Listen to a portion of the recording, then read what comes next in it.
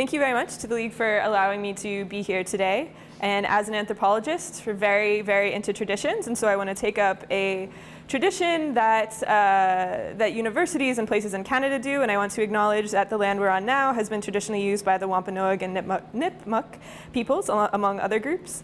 McGill University, the university that I come from, is situated on the unceded traditional territory of the Kanien'kehá:ka, or Mohawk peoples, a place that has served as the site of meeting and exchange among nations. So, this talk is not going to be a full hour and a half, as I'm sure you will all breathe a sigh of relief. Probably be between half an hour, 45 minutes. I wanted to leave lots of time for questions because I want to be of use to you. I want to be able to facilitate a conversation, have some sort of an exchange, or answer questions about my own research or things that I'll be presenting today. I would rather do that than just speak at you, fill up your brains, and you go home and immediately forget everything. So we're going to start off with some numbers, because why not? So according to the Pew Research Center, globally, 1.6 billion Muslims in 2010. It's about 25% of the global population. In the US, 1% of the population identifies as Muslim, 3.3 million people. And in 2050, it's guesstimated that 2.1% of the population will also identify as Muslim, which will be the second largest faith group in the States, surpassing Judaism. It's the fastest growing religion in the world right now. I want to go back to this number too, that it's a really, really small population that consistently in surveys people think that there's a really, really massive Muslim population. Not that that's a good or a bad thing, but this perception is that there's 25% of the states is Muslim, and that's really not the case. So we're going to go on to sort of Islamophobia in the news. If you've listened to the news, if you picked up a newspaper, or if you're hiding from them like I am in Canada, that you've probably seen things like this around.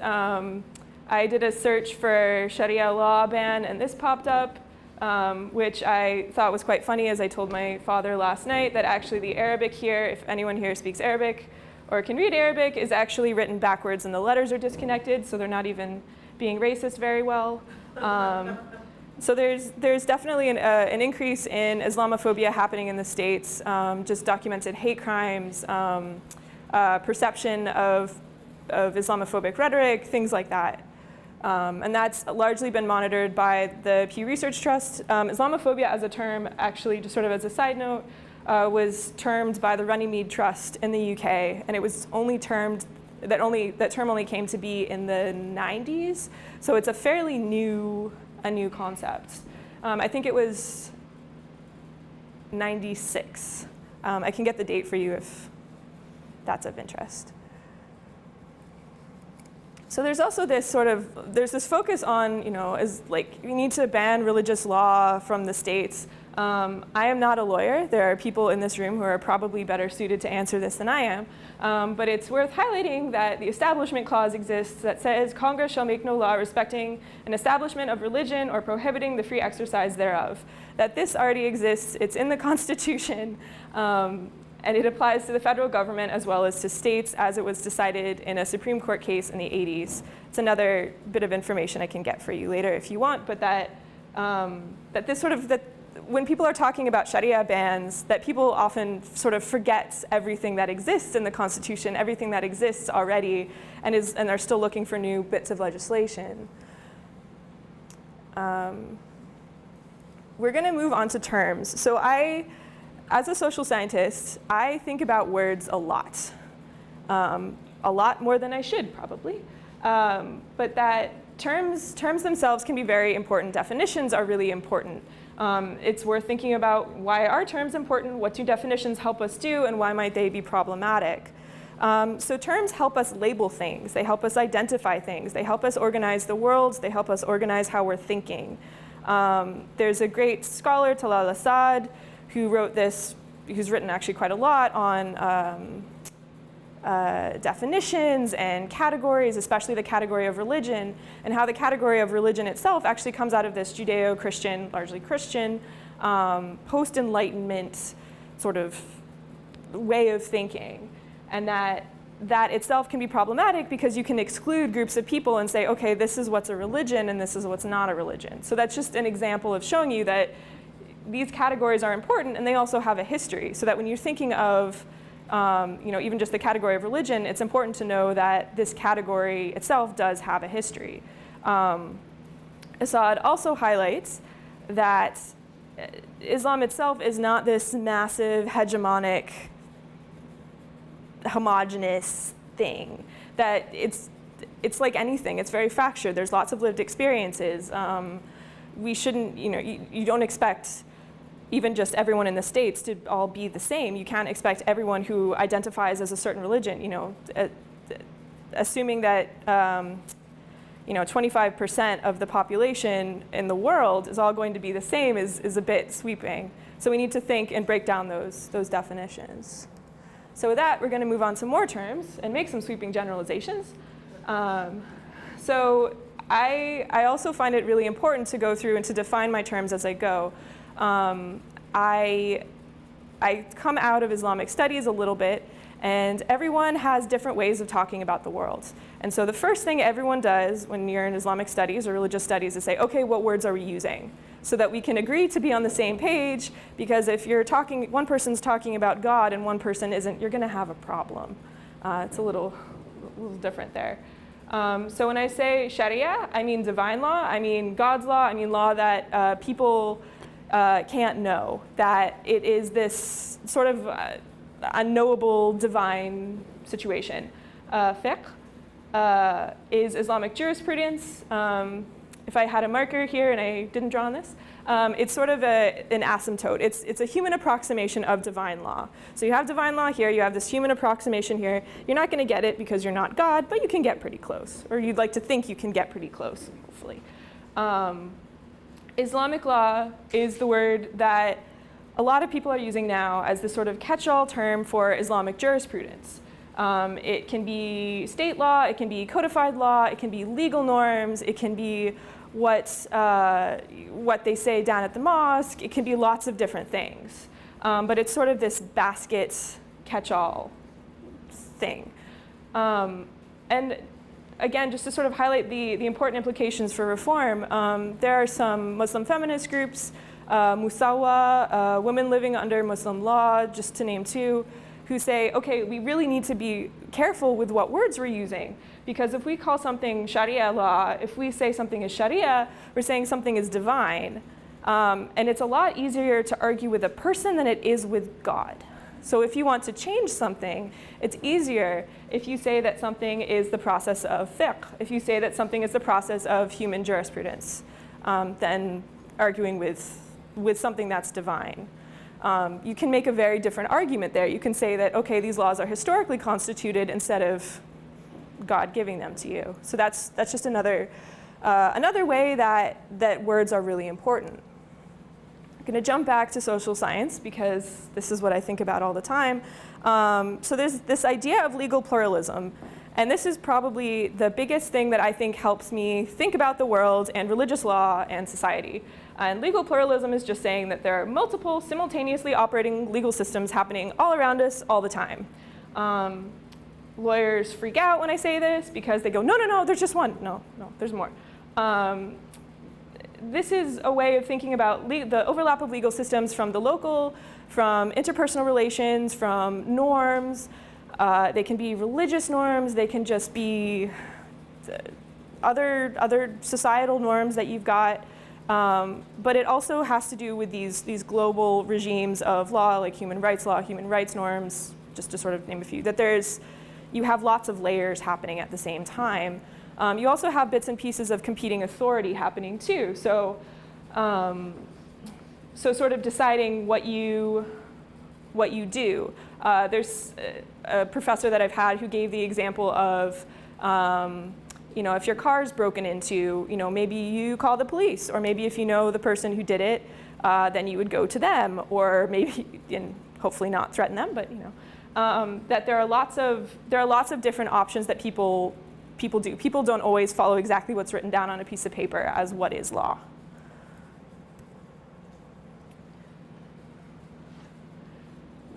So these are just a few questions. Keep in the back of your head. We'll go back to them at the end. But social scientists, it's a tongue twister, want to think about how can we acknowledge lived experience first and foremost. We want to think about how is law lived out, what choices do people make inside and outside of legal systems, and basically just thinking about how law is super, super complicated. And there's another aspect that I felt like it was really important to mention, is to think about how law is gendered. And this is, in part, coming out of things that Lila Abu Lughod, in her book, Do Muslim Women Need Saving? Spoiler, no. That she highlights this discourse of we need to go out and save Muslim women. We need to go out and save Muslim women from their culture.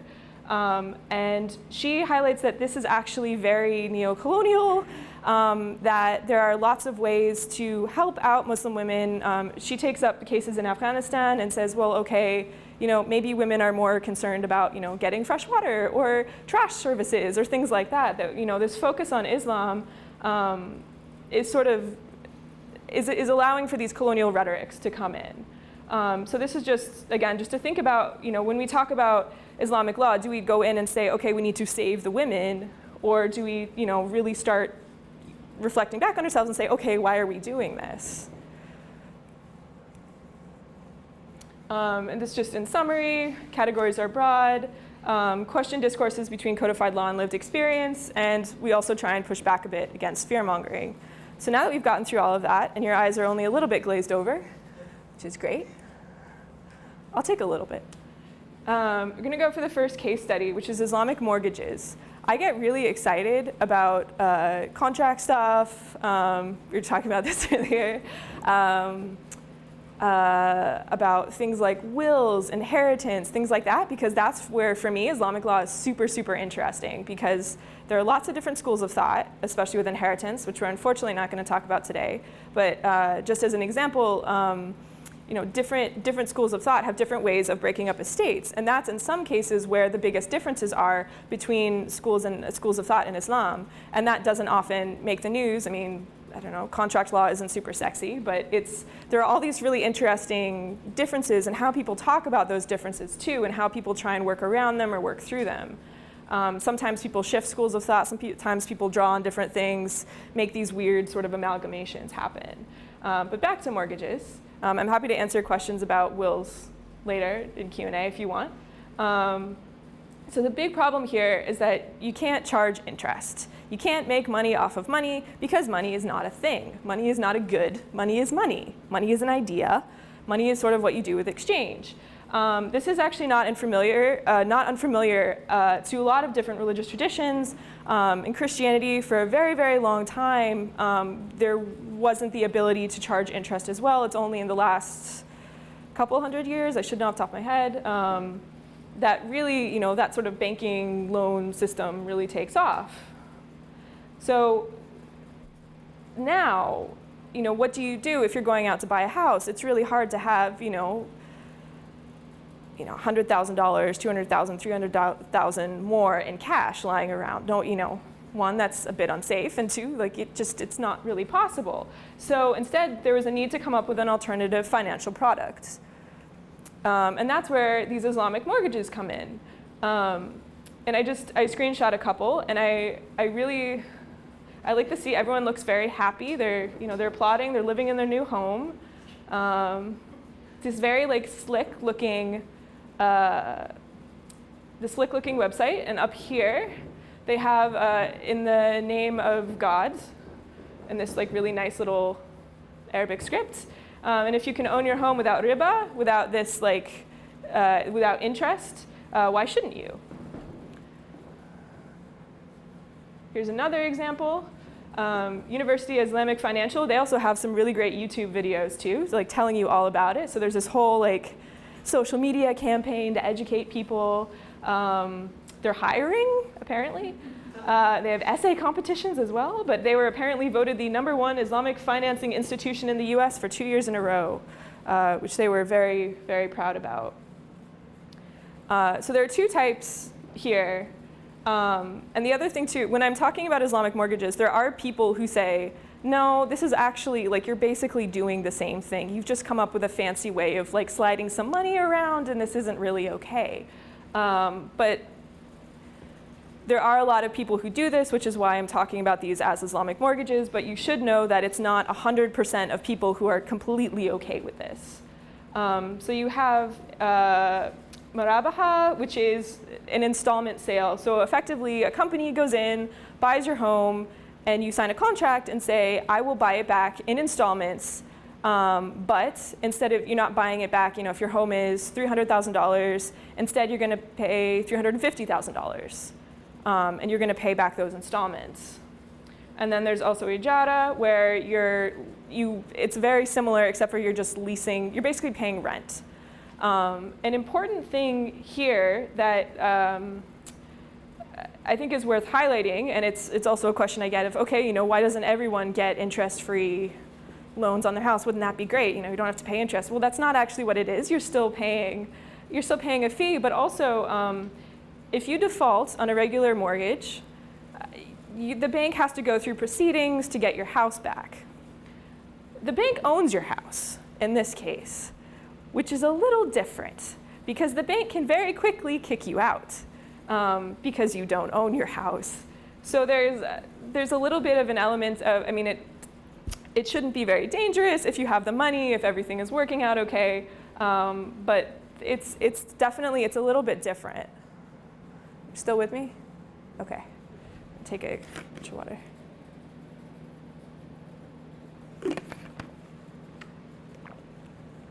So here, I actually took something from my own research because I think it shows a really great application of how Islamic law can be used to address a need.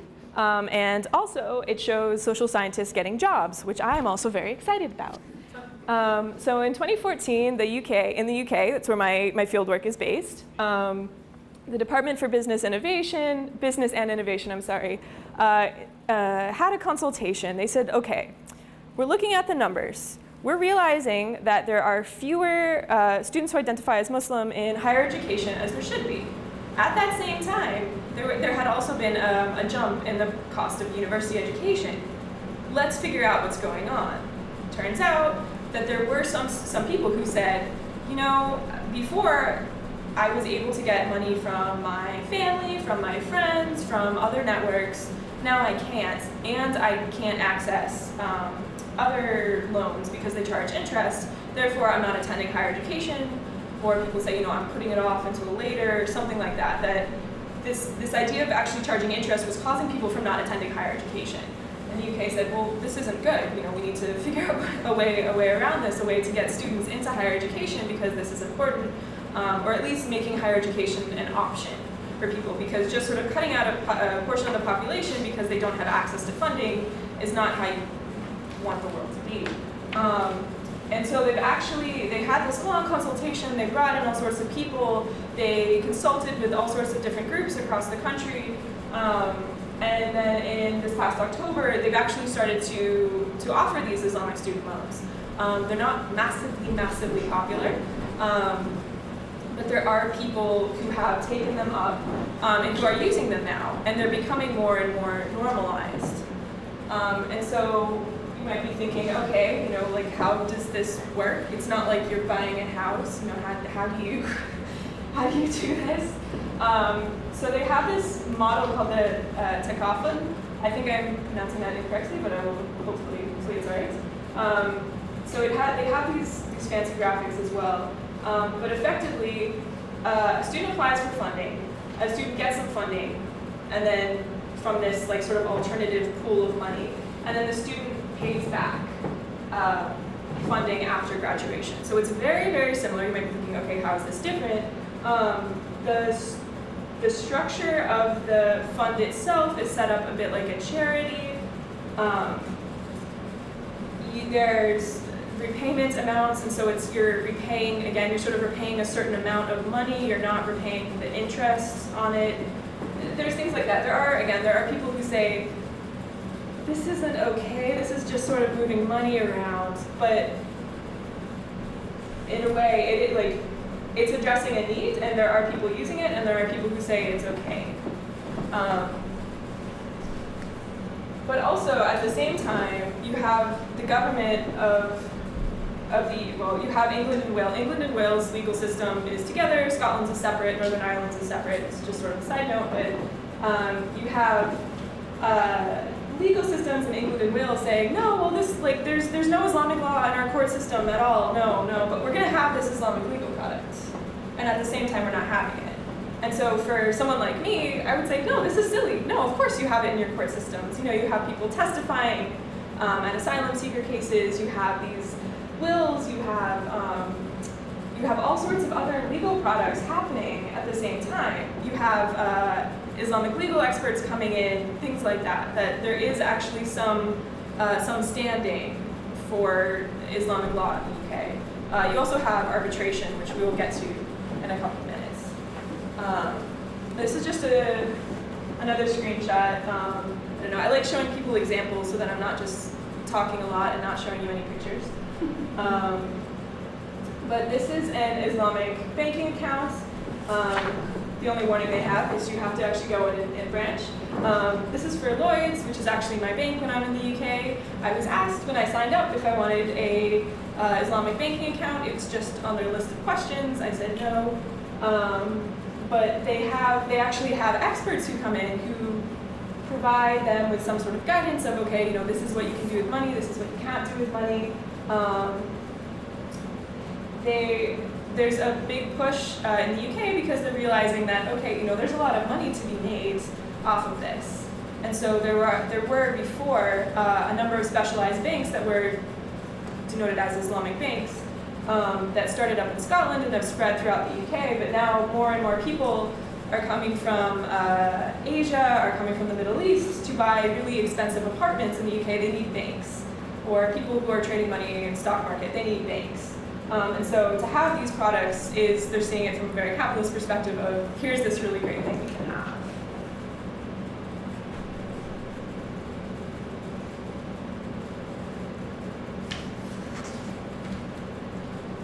So, moving on to alternative dispute resolution, which is also known as ADR. ADR is a form of arbitration or mediation, just it's in the name. The Cornell Law Library defines it as any method of resolving disputes other than by litigation. So this is a very, very broad field. Who uses alternative dispute resolution? I'm guessing just statistically there are probably some people in here who have. ADR is used by couples seeking or trying to avoid divorce. In some places it's actually mandatory that couples go to some sort of mediation outside of court in order to hopefully make the divorce better, to make everyone happier. Statistics have shown that people are actually happier in the long run if they've gone through mediation, court-based mediation. In that case, there are also now investors and stockbrokers who are using ADR, and also religious communities, religious tribunals, which is common in Amish communities and Jewish communities and get courts, in Christian communities. I'm thinking of just knowing Catholic people who have been to mediation, around marriage and divorce, things like that. So ADR is a very, very, very broad field. This is just a very tiny, tiny list. So why use it in the first place? Why not just go to court? Well, going to court is really expensive. Having a mediator is often not. I'm also thinking of, through my university, for example, I can get mediation for free. So I can have a qualified mediator, work with my problems for free. Why would I pay for some sort of court case if I can get my problem resolved for nothing? Also, litigation can take a really long time.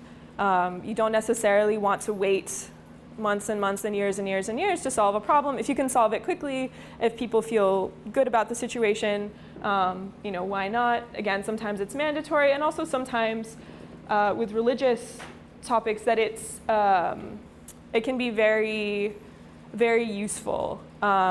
Again, in the case of marriage or divorce, or of child custody, or of other things like that, that here it can be very useful.